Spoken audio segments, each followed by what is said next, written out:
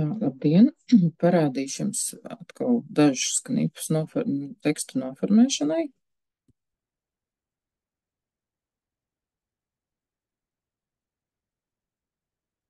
Skatāmies, kur nu tagad mums te kas jānoformē.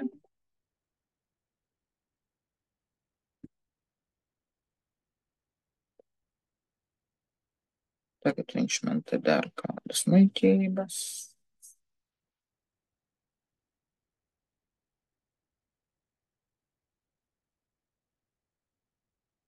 Kā man dokuments mums ir šis.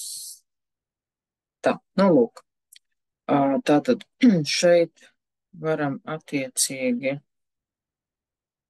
veikt noformējumus. Nu, tātad virsraksts šis te ir nepieciešams uzlikt virsraksts 1, tātad heading 1, virsraksts 1.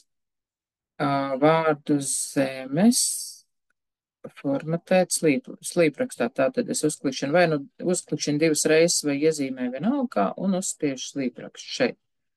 Tā, tas ir šajā uzdevumā. Ejam uz priekšu, skatāmies, kas ir šeit. Fotosintēze ir vajadzīgs heading 2 vai virsraksts 2. Nākošais, jā, un šo te mums vajag 16. izmēra burtus. Tātad paņemam, izvēlamies 16. izmēra burti. Vārdus glikoze un skābeklis. Kur tad mums ir glikoze? Kur šeit? Mēs varam arī darīt tā vienam uzklikšķināt un, nē, nekur nenesam. Labi, ar šo peli man nesanāks. Tad es darīšu atsevišķi. Nevis pārsvītrošu, bet pasvītrošu. Un skābeklis arī pasvītrošu. Tā. Kas tālāk? Virsrakstu fotosintēzes. Tātad šis te ir virsraksts. To mēs atkal noformējam kā virsraksts 1. Un tā pēdējā teikumā rakstījums formatēt sarkanā krāsā. Pēdējais teikums mums ir šeit. Ja? Tātad es izvēlos šo. Un rakstījums var noformēt šeit. Tātad es uzspiežu un man ir sarkanā krāsā. Tā.